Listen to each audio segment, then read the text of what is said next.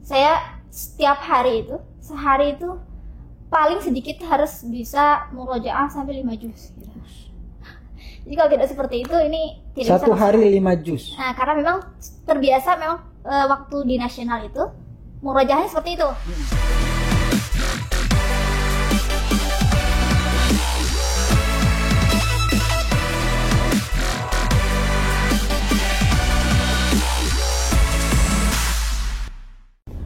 Bismillahirrahmanirrahim. Assalamualaikum warahmatullahi wabarakatuh. Alhamdulillahirabbil alamin wassalatu wassalamu ala asyrafil anbiya'i wal mursalin sayyidina Muhammad wa ala alihi wa sahbihi ajmain.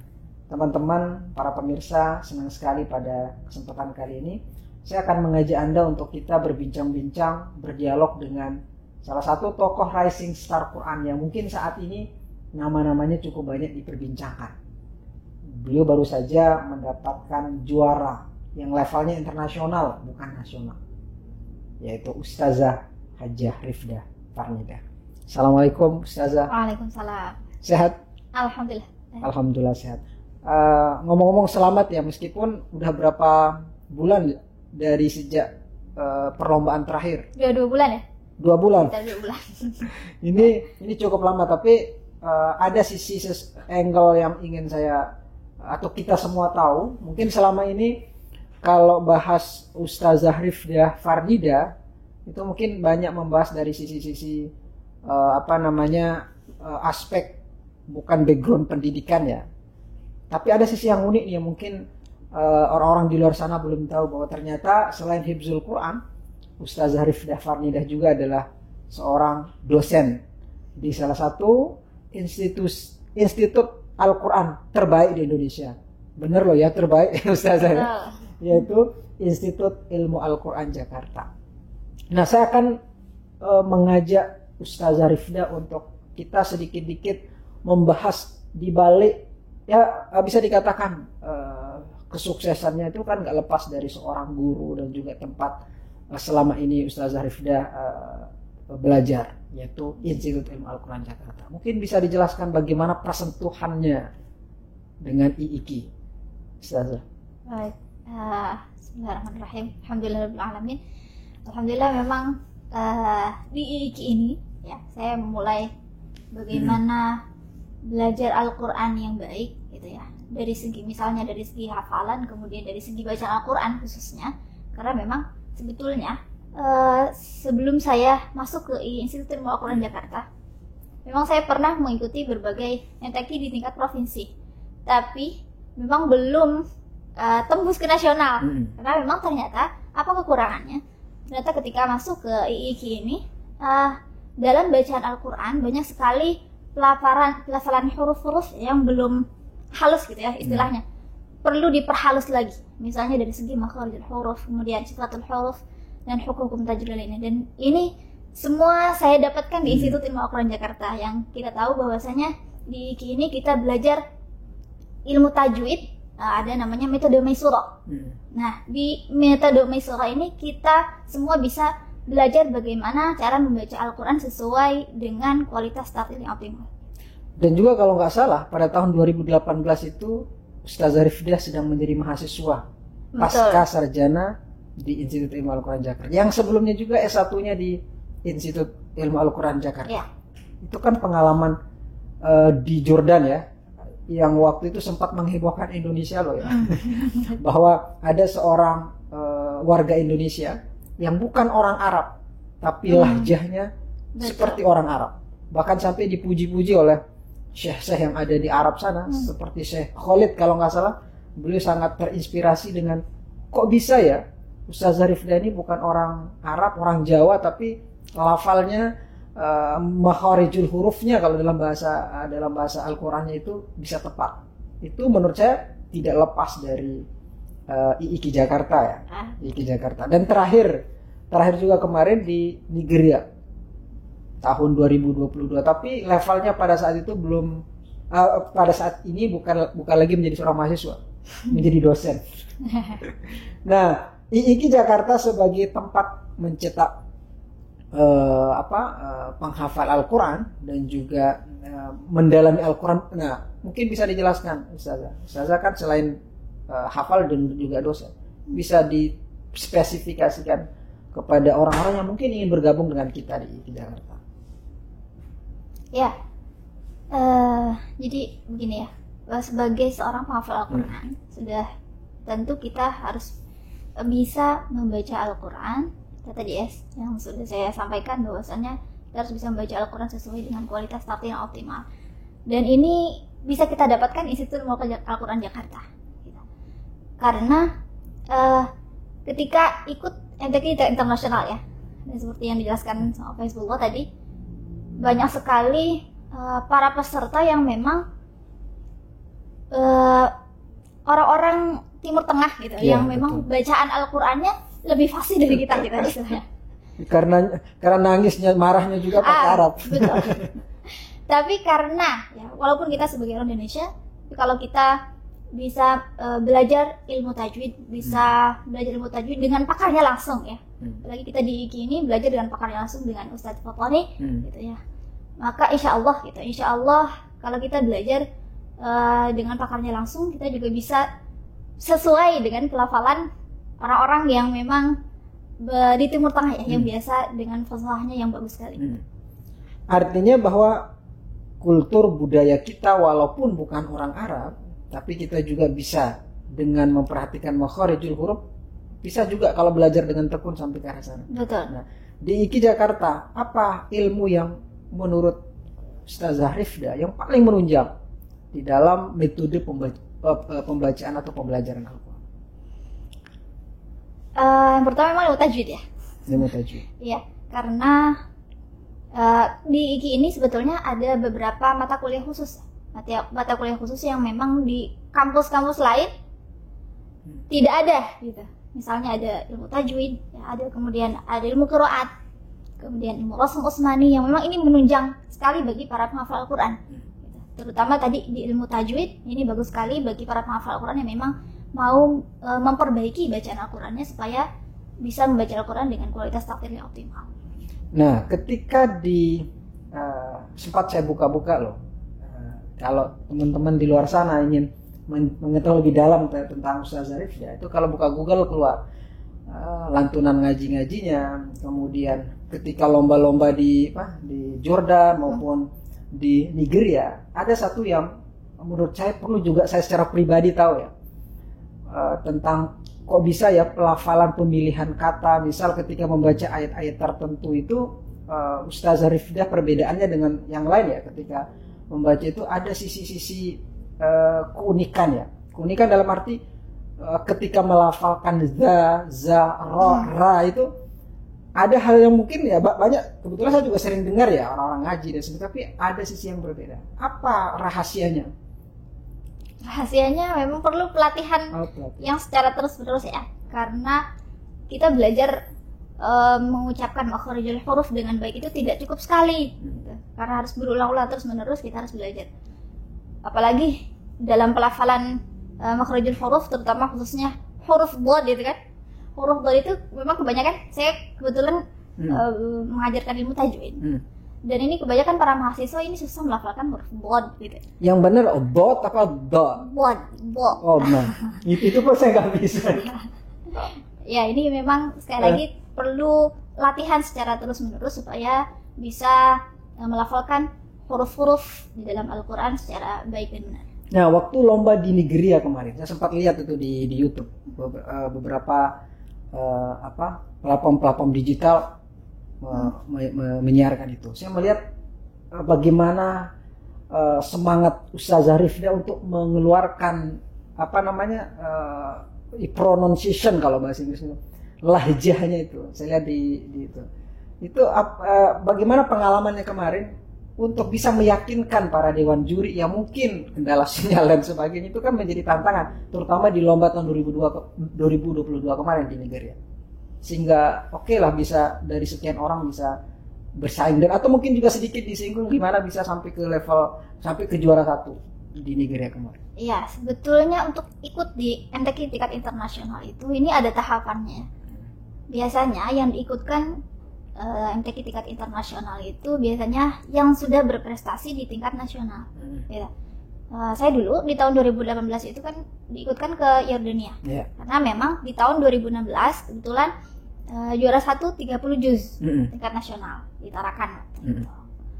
Nah, ini tentunya untuk tadi ya, selain tadi harus berprestasi di tingkat nasional, juga harus latihan secara maksimal. Dan ini sebetulnya saya ingin sekali menyampaikan kepada pemerintah di Indonesia, karena yang pengalaman saya sendiri ketika sebelum ikut MTQ di Yordania tidak ada pelatihan secara khusus. Jadi tidak seperti kita ikut MTQ nasional. Kalau ikut MTQ nasional itu kan ada pelatihan berbulan-bulan. Iya, betul. Tapi di tingkat internasional sama sekali tidak pelatihan, kita pelatihan mandiri. Gitu. Jadi sebetulnya saya mengharapkan gitu, saya berharap mudah-mudahan ke depannya nanti ketika ada para hafidz-hafidz yang berpotensi dalam bidang MTQ, perlu ada pelatihan secara khusus supaya Indonesia terus melahirkan para hafidz-hafidz terbaik di tingkat internasional. Nah, berarti termasuk hebat loh ya. Berarti ya, kalau saya lihat, berarti tanpa ada persiapan, berarti itu pengaruh jam terbang juga berarti ya. Betul. Artinya kalau mungkin gak ada persiapan dan sebagainya, berarti di Jordan ketika itu, kalau pernah saya baca juga di beberapa artikel tentang pernyataan Ustaz Zarifdah itu, betul, nggak pernah latihan secara serius dalam arti berbulan-bulan, malah beberapa hari atau berapa minggu saya lihat. Satu minggu ya.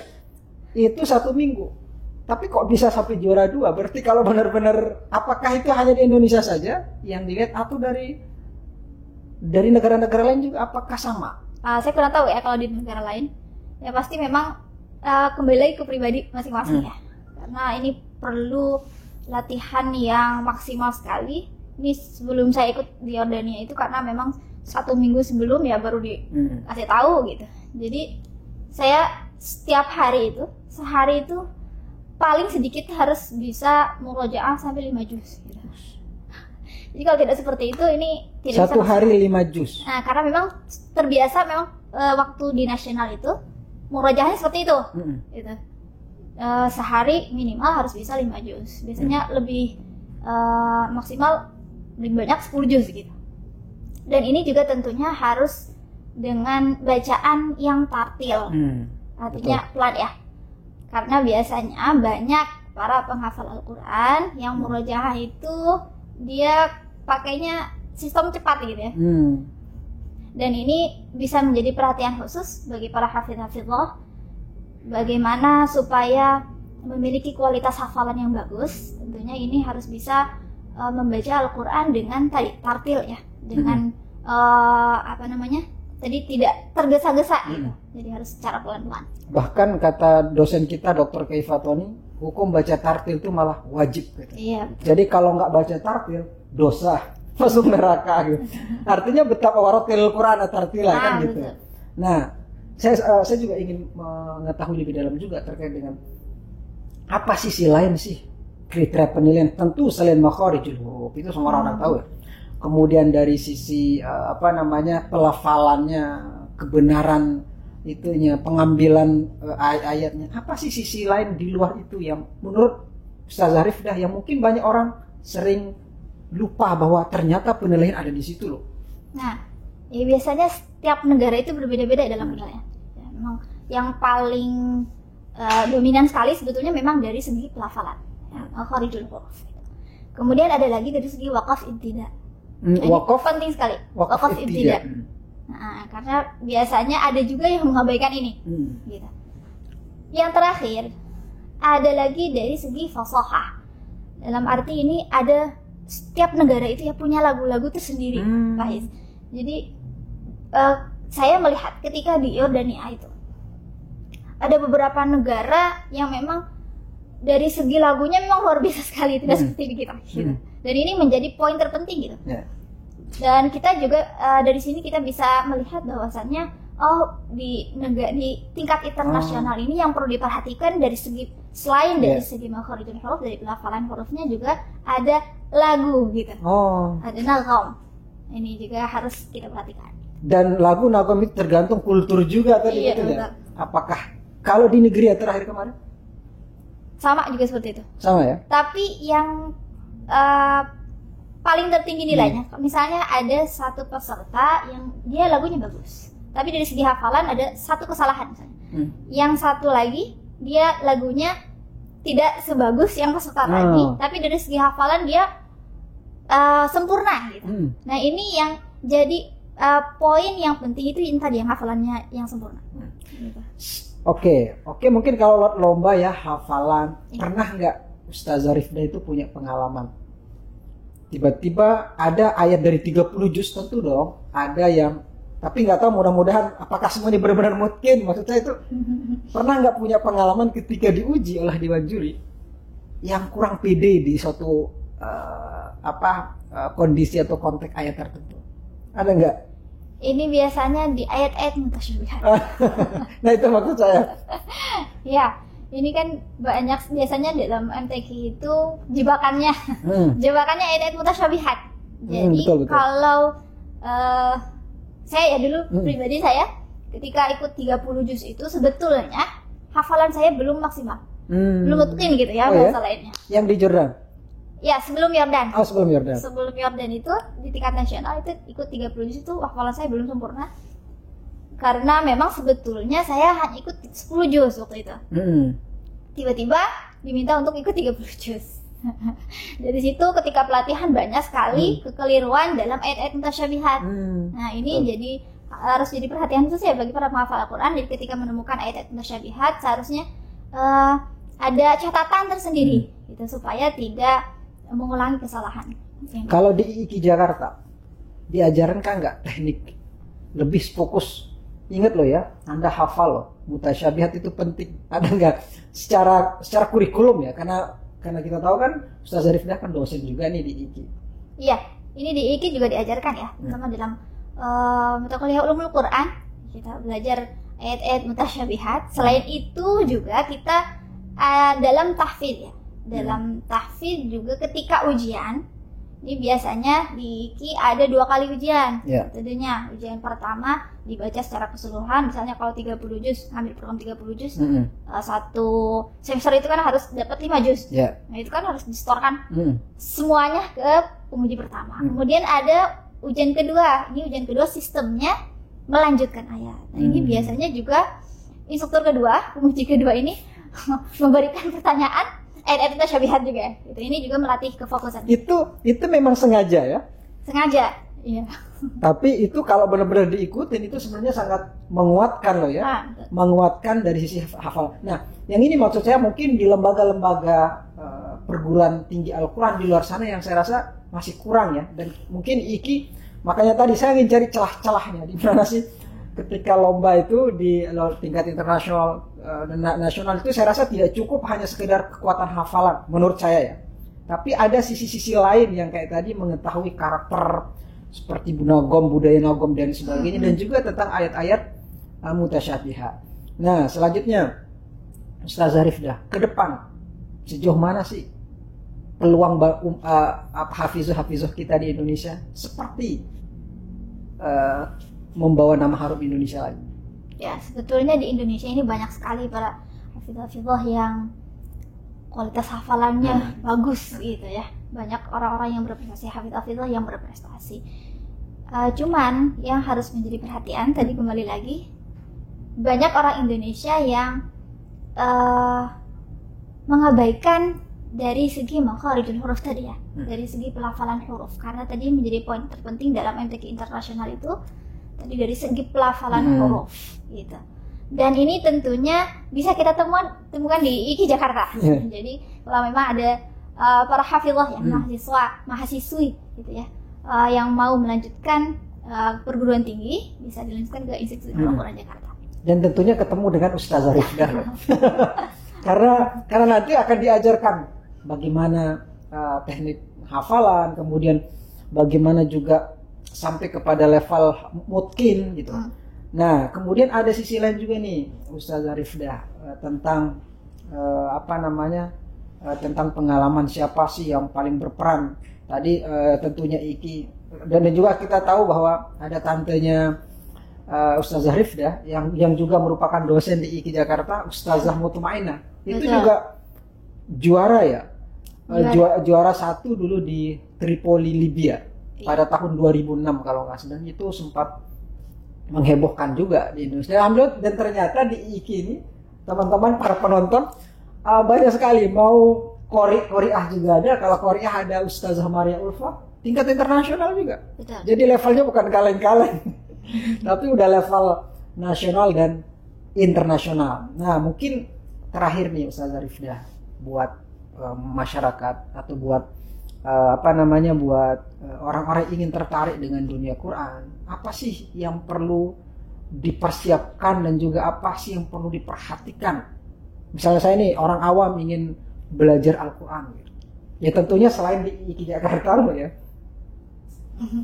Ya, tentunya bagi orang-orang yang sedang belajar Al-Quran ya, apalagi tadi para penghafal Al-Quran, kita ini sebetulnya tidak hanya fokus untuk menghafal saja gitu. Ada kewajiban lainnya. Sebagai penghafal Al-Qurannya tentu kita juga harus bisa mengetahui kandungan Al-Quran. Betul. Gitu ya. Bukan hanya menghafal saja, tapi tahu makna Al-Quran gitu. Jadi sebaiknya bagi para penghafal Al-Quran ini harus bisa lebih banyak mendalami ilmu-ilmu Al-Quran. Dan tentunya juga ini sebetulnya khususnya ada di Institut Ilmu Al-Quran Jakarta juga. Nih, ada juga nih sensitif pertanyaannya. Apa namanya? Hadiah atau prestasi atau prestise apa sih yang diperoleh? Tentunya selain ya mungkin bukan itu satu-satunya sih, apalagi kita menghafal nama dan sebagainya itu kan sudah. Tapi dari sisi umat, dari sisi pemerintah, dari sisi aspek apa gitu, ada nggak? Ya mungkin bukan sebut spesifik ya, oh saya dapat ini, lo dapat ini, ya enggak. Perhatian dan sebagainya maksudnya. Ya, kalau di NTQ Yordania dulu ya, alhamdulillah mendapatkan berbagai penghargaan ya dari pemerintah terutama. Kemudian alhamdulillah dengan berkahnya Al-Quran, doa dari orang tua juga, alhamdulillah juga dulu mendapatkan haji dari ulama Mekah namanya. Bahkan Indonesia juga tahu bahkan dijadikan sebagai anak angkat setelah mendengar lantunan bacaan Al-Quran di balai kota kalau nggak salah waktu itu. Iya, sebetulnya ada pertemuan para ulama se-Indonesia waktu itu. Itu kebetulan apa ya, jadi sehari setelah pulang dari Yordan itu saya dihubungi oleh asprinya Pak Anies Baswedan. Dan kalau nggak salah Ustazah Rifdah ada di kampung waktu itu. Iya, itu sebetulnya menghubungi ke Ustazah Mutmainah waktu itu. Iya, jadi besoknya disuruh ikut menghadiri pertemuan para ulama se-Indonesia. Di situ memang saya disuruh baca Al-Quran. Di belakangnya Dr. Syekh Khalid Al-Hamdi. Setelah selesai baca Al-Quran dan beliau mengatakan, saya tersentuh sekali dengan bacaan Al-Quran dari Rifdah, dan saya punya anak perempuan yang juga hafidhah, dan saya ingin mengangkat Rifdah sebagai anak saya gitu, dan saya ingin menghajikan Rifdah bersama kedua orang tuanya dan gurunya. Dan kebetulan saya didampingi oleh Ustazah Mutmainah. Berarti dulu suaminya gitu. Berarti Ustazah Mutmainah juga ikut, iya. Betul. Itu yang di Jordan. Ada nggak di luar itu? Di luar itu, alhamdulillah di Institut Ilmu Al-Quran Jakarta ini saya mendapatkan beasiswa juga. Betul, waktu di Yordania saya dapat beasiswa penuh karena waktu itu masih S2. Saya dapatkan beasiswa penuh sampai wisuda. Dan kebetulan alhamdulillah setelah juara di tahun ini di Nigeria mendapatkan beasiswa S3 juga. Alhamdulillah. Itu berkah Al-Quran. Jadi betul ya, Al-Quran itu memang tidak hanya memberikan dari sisi aspek ukhrawi ya, yang selama ini mungkin, tapi dari sisi aspek duniawi. Buktinya nih Ustazah Rifdah sekarang lagi doktoral. Dan ini langka loh Ustazah. Pengalaman saya lihat ada orang lomba-lomba itu sering mereka itu tergiur hanya dalam aspek hafalan doang, dalam tanda kutip, tapi dia tidak mau lagi belajar isinya. Ya. Kemudian mendalami kandungannya. Dan Ustazah Rifdah ini menurut salah satu tidak hanya menjadi contoh tapi juga teladan yang mungkin banyak anak-anak di luar sana yang mencontoh sampai ke jenjang doktoral. Kalau nggak salah doktoralnya di bidang tafsir.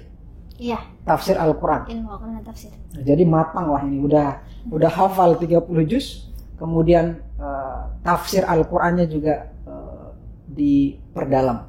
Untuk Nigeria, lagi sekali karena waktu kita masih ada sedikit lagi. Itu kata orang belakang tadi di Nigeria kemarin. Itu informasi pertama dapat dari mana itu?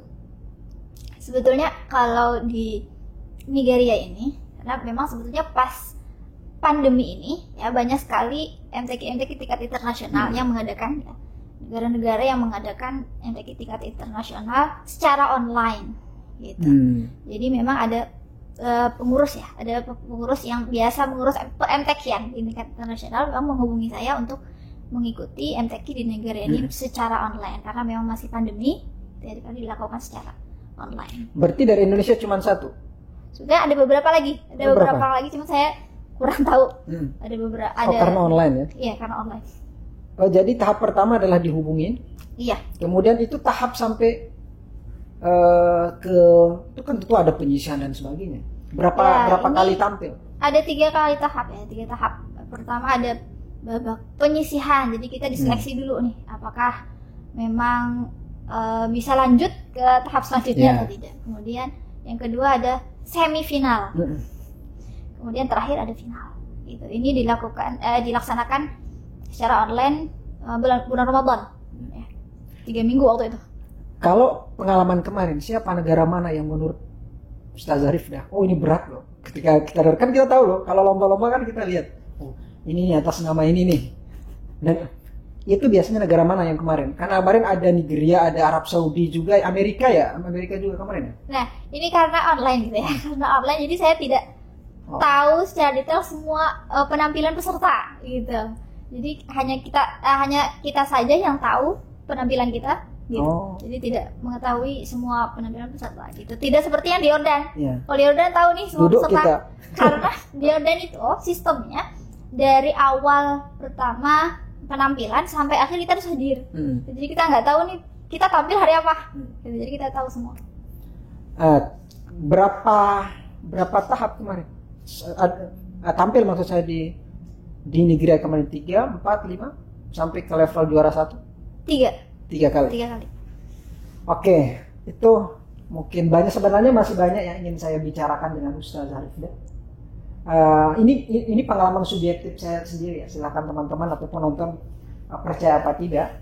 Tapi memang ketika saya mendengar bacaan-bacaan dari Ustazah Rifdah, baik di YouTube maupun di platform-platform digital yang memberitakan tentang Ustazah Rifdah, saya menemukan ciri khas beliau.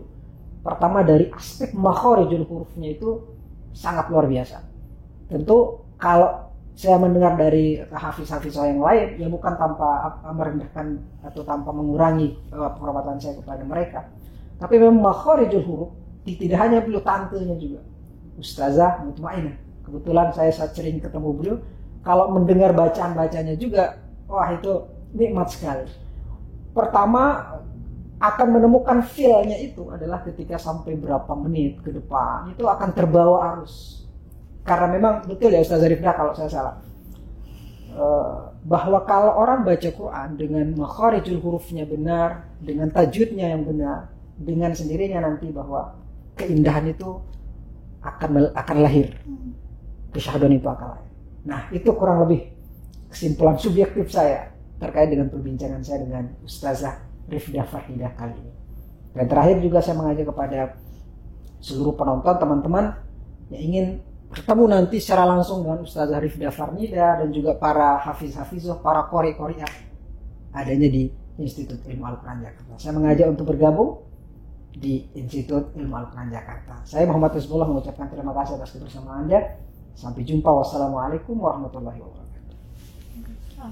Mau kuliah sekaligus menghafal Al-Quran? Institut Ilmu Al-Quran Jakarta akan membantu mewujudkan mimpimu. IIQ Jakarta merupakan lembaga pendidikan tinggi khusus perempuan yang menggabungkan sistem pendidikan pesantren dan sistem pendidikan nasional dengan tujuan untuk menghasilkan sarjana perempuan yang hafal Al-Quran, intelek, berwawasan luas, ahli di bidang Al-Quran, berakhlakul karimah, dan memiliki kompetensi sesuai prodi masing-masing. IIKI Jakarta telah terakreditasi oleh Ban PT dengan peringkat B dan semua prodi juga telah terakreditasi. Pada tahun 2021, IIKI Jakarta genap berusia 44 tahun dan telah memiliki program sarjana dan pasca sarjana S2 serta S3 dengan total 10 prodi.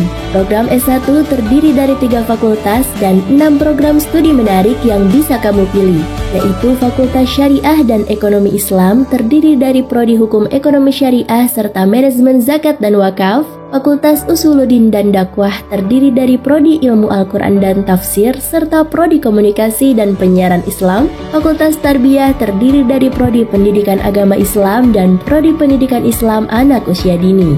Selain tahfiz, mahasiswa semua prodi wajib menempuh mata kuliah keunggulan IIKI yaitu Tajwid, Nagom, Qiraah Sab'ah, dan Rosem Usmani minimal 4 semester. Perempuan adalah pilar peradaban. Jika ingin memiliki peradaban yang maju, maka siapkan perempuan cerdas, tangguh, dan berakhlak mulia. Untuk itulah IIKI didirikan. Di sini kamu akan dibimbing dosen hebat dan pakar dalam bidangnya, bertemu teman baru dan belajar banyak hal. Institut Ilmu Al-Quran Jakarta, IIKI hebat, perempuan bermartabat, Indonesia kuat.